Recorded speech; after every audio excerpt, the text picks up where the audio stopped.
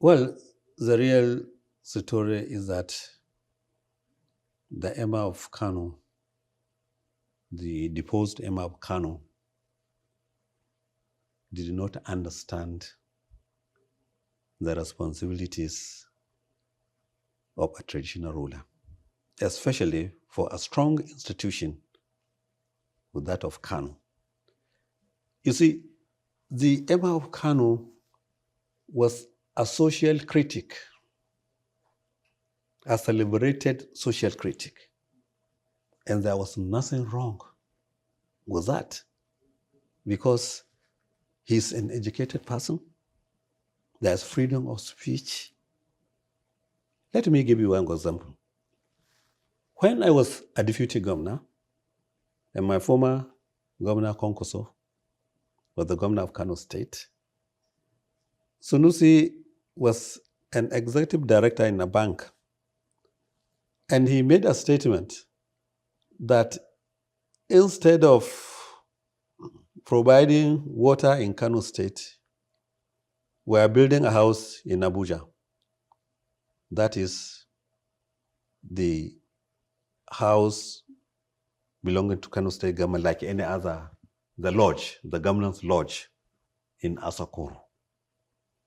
And also he said, while we were paving the roads with tiles in order those who are walking along the street can also walk smoothly, he said, instead of us renovating schools, we are putting, such pavements. So you can see that it was a social critic. Of course, in governance, you have to do so many things at the same time. You do not say you will do this, you will stop all other things. That was a social critic. I could remember my governor said either the bank should sack him or we should withdraw our account from that bank. And the government, the bank did not sack him. So we withdrew 969 million naira from that bank. I could remember the figures precisely. You see, that was the work of a social critic. But when we became the Emir of Kano, he refused to change from that stature to the stature of a traditional ruler. He's an economist, but he failed to understand. In economics, you have to inherit assets and liability. But in economy, he only inherited the assets of the traditional institution by giving orders, staying in a mansion, dressing gorgeously, being addressed as a king. But the liability of that institution, you have to watch your words. You have to watch your tongue. And he didn't do that. That was a problem. That was the biggest problem, that he could not change his mode of life from social critic to an institution. As of now, that institution does not afford a social critic of his type. You will have problem with the society. He was destroying the institution. This tongue that you are seeing is a very dangerous organ in the body. In fact, even politicians, the greatest enemy of a politician is his tongue. Because you said something yesterday, and today you are contradicting yourself. That is your tongue. That is why God, in his mercy, decided to provide so many layers for the tongue. You have the lips, you have the teeth in order to protect your tongue, and it is also left in a liquid so that it doesn't come brittle. All these are arrangements in order to have a break for the tongue. But Sanusi was able to break all the walls. Even the traditional rulers, they added another layer by covering it like this. covering like this means don't talk anyhow. If you don't know, that is the meaning of this. Don't talk anyhow. He was destroying the institution. That was one thing. The second thing was that, you see, there is claim and counterclaim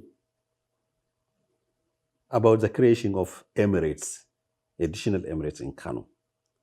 Abubakar Rimi attempted to create emirates, and he created emirates. But unfortunately, Abubakar Rimi did not provide the legal backing to the emirates. And therefore, another governor came and changed it. So, because of public demand from those areas, that is one, demand from those areas. Two, because of history. Three, because of deepening and widening the role of traditional institution in governance. That is very, very important. These three basic reasons, we decided to create more emirates. And we didn't create them just off head like that. We followed history. We followed the demand of the people. We created the emirates.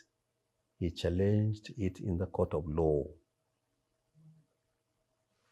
When he said the law was wrong, we look at the law.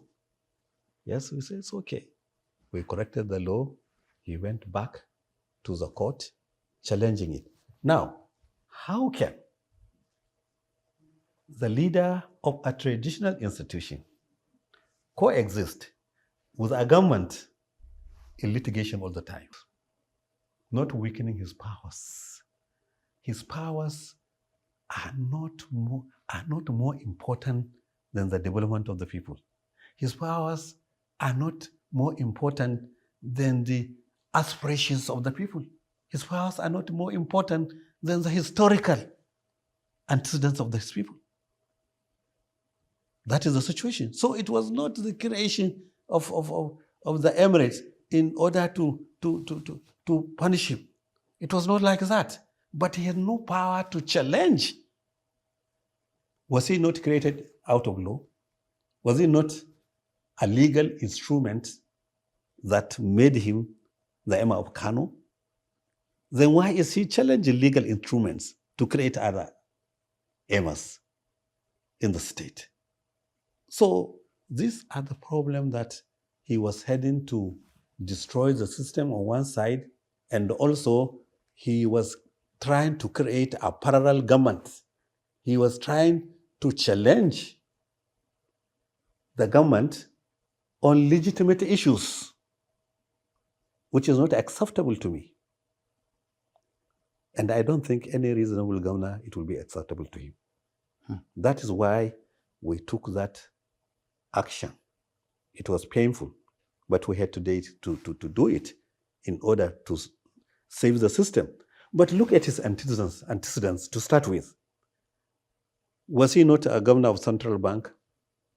Was he not employed by late Yaradua? Before Yaradua died, he was criticizing the Supreme Point agenda of Yaradua.